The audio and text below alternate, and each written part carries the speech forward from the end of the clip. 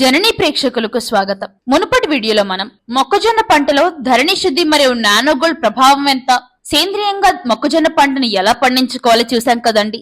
అదే విధంగా ఇవాళ వేరుశెనగ పంట ప్రాముఖ్యత ఏంటి, వేరుశెనగ పంటని సేంద్రియంగా పండించుకోవాలంటే ఎలాంటి ఎరువులు వాడాలి, వాటి ఉపయోగాలేంటి ఇవాళ తెలుసుకుందాము. వేరుశెనగ పంట భారతదేశంలో ముఖ్యంగా ఆంధ్రప్రదేశ్, తెలంగాణ, తమిళనాడు, కర్ణాటక రాష్ట్రాల్లో విస్తృతంగా పండిస్తున్న ఒక ప్రధాన నాణ్యమైన నూనె గింజల పంట. వేరుశెనగలో ప్రోటీన్లు, ఖనిజాలు, విటమిన్లు పుష్కలంగా ఉంటాయి. వేరుశెనగ పంట రైతులకు ఆదాయాన్ని కూడా పెంచుతుంది, చాలా మందికి ఉపాధి కూడా కల్పిస్తుంది. మీకు తెలిసిందే, వేరుశెనగ ఉత్పత్తులు రోజువారీ ఆహారంలో ముఖ్యమైన పాత్రని పోషిస్తాయి. వంట నూనె, చిరుధాన్యాలు, తినే నూనెలు, పశువులకి గ్రాసంలాగా ఇలాంటి చాలా ఉత్పత్తులు తయారీకి వాడతాము. వేరుశెనగ నూనె ఉత్పత్తికి అధిక డిమాండ్ ఉంది. వేరుశెనగ వెన్నె, వేరుశెనగ చిక్కి, వేరుశెనగ నూనె ఇలా చాలా ఉత్పత్తులు మార్కెట్లో మంచి డిమాండ్ ఉంది.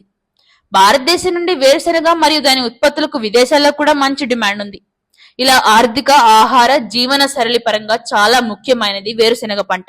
మరి ఇంత డిమాండ్, ఇన్ని పోషక విలువలు ఉన్న వేరుశెనగ పంట పండించేప్పుడు తగు జాగ్రత్తలు తీసుకోవాలి మరియు తగు ఎరువులను కూడా వాడాలి. అలాగని ఎక్కువ దిగుబడుల కోసం ఎక్కువ రసాయనాలు వాడేయాలి అనే భ్రమలో మాత్రం ఉండకండి. ఎక్కువ మోతాదుల్లో రసాయనాలు వాడి పంటలో ఉన్న కొన్ని పోషకాలు కూడా చంపేయకుండా సేంద్రియ ఎరువులు వాడి ఆరోగ్యాన్ని మెరుగుపరుచుకుందాము. మరి మార్కెట్ లో చాలా రకాలైన సేంద్రియ ఎరువులు ఉన్నాయి. ఎలాంటి ఎరువులు వాడాలి, ఎలాంటి ఎరువులు బెస్ట్ అనుకుంటున్నారా? మీ సందేహాలకు ఇవాళ మేము ఒక సమాధానంతో మేము ముందుకు వచ్చాము. అదే మహతి ఎకోటెక్ వారి నానోగోల్డ్ మరియు ధరణి శుద్ధి. మీ పంటల్లో మునుపెన్నడూ లేని విధంగా వేరుశెనగ పంటల్లో అధిక దిగుబడులే కాక అంతే అధికమైన పోషకాలతో పంటను పండించేలా మహతి ఎకోటెక్ వారి ధరణి శుద్ధి నానోగోల్డ్ అందుబాటులోకి వచ్చాయి. నానోగోల్డ్ మొక్క పెరుగుదలలో మరియు పూత కాపు రావడంలో కీలక పాత్ర పోషిస్తుంది.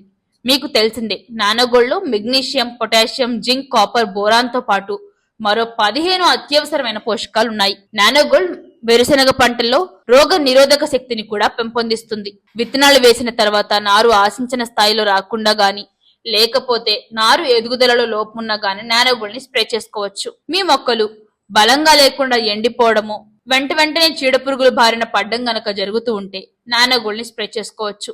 నానోగోల్డ్ ని విత్తనం పెట్టాక వచ్చిన మొలక్కి 3 నుంచి 4 ఆకులు వచ్చిన దగ్గర నుంచి ప్రతి 10 నుంచి 15 రోజులకు ఒకసారి స్ప్రే చేసుకోవాలి. 1 లీటర్ నీటిలో 5 మిల్లీలీటర్ నానోగోల్డ్ కలుపుకొని పిచికారీ చేసుకోవాలి. గుర్తుపెట్టుకోండి, నానోగోల్డ్ ను భూమి తేమ ఉండే సమయం చూసుకొని స్ప్రే చేసుకోవాలి. మీకు ఇంకా నానోగోల్డ్ వాడే పద్ధతుల్లో గాని, నానోగోల్డ్ గురించి కానీ సందేహాలుంటే ఇంకేమాత్రం ఆలస్యం చేయకుండా కింది నెంబర్ కు కాల్ చేసి మా అగ్రి కన్సల్టెంట్ గారిని అడిగి పూర్తిగా తెలుసుకోవచ్చు. ఇప్పటి వరకు నానోగోల్డ్ గురించి చూసాం కదా. ఇప్పుడు మనం వెంటనే ధరణి శుద్ధి గురించి నేర్చుకున్నాం. ధరణి శుద్ధి అనే ఆర్గానిక్ ప్రొడక్ట్ లో లియోనైట్రేట్, సీవీడ్ తో పాటు మరికొన్ని ఖనిజాలు మిశ్రమం చేసి ఉంటాయి. ఈ లియోనైట్రేట్ అనేది సుమారు 70 కోట్ల సంవత్సరాల పాటు భూమిలో ఉన్న ఖనిజం అన్నమాట. ఈ ఖనిజము రైతు భూముల్లో ఎంతగానో మేలు చేస్తుంది. మనం పాతకాలంలో అయితే పశువుల వ్యర్థాలను దిబ్బలుగా చేసుకొని పొలంలో ఎరువులుగా వాడుకునే వాళ్ళం. కానీ ఇప్పుడు అంతగా ఎవరు చేస్తున్నారు చెప్పండి? సో అందుకే మీ భూముల్లో ఎలాంటి పోషకాలు తగ్గకుండా ఉండాలి అంటే మా ధరణి శుద్ధిలో ఉన్న లియోనైట్రేట్ మరియు సీవీడ్ మీ భూములకి ఎంతగానో ఉపయోగకరంగా ఉంటాయి. మరోవైపు సీవీడ్ కూడా దీనిలో మిశ్రమం చేయడం ద్వారా ధరణి శుద్ధికి మరింత ప్రయోజనం చేకూరింది. మీకు తెలిసిందే, సముద్రపు నాచులో సూక్ష్మ మరియు స్థూల పోషకాలు, హ్యూమిక్ ఆమ్లాలు, ఫైటో హార్మోన్లు పుష్కలంగా ఉంటాయి. దీనివల్ల నేల యొక్క సారం కూడా పెంపొందుతుంది. ఈ ధరణి శుద్ధిని నీటిలో కలుపుకొని భూమికి మాత్రమే అందించాలి.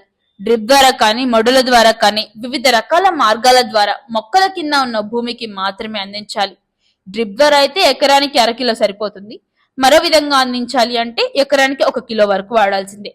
చూసారు కదండి, వేరుశెనగ పంటల్లో నానోగోల్డ్ ధరణి శుద్ధి ఉపయోగాలు, వాటి ప్రభావాలు. ఇలానే మీ వేరుశెనగ పంటని 100% ఆర్గానిక్ గా అధిక దిగుబడులతో పండించుకోవాలి అనుకుంటే ఇంకా ఆలస్యం చేయకుండా కింద ఇచ్చిన నెంబర్కి సంప్రదించండి. మర్చిపోకండి, సబ్స్క్రైబ్ చేసుకోండి జనని ఛానల్ ను. ధన్యవాదాలు.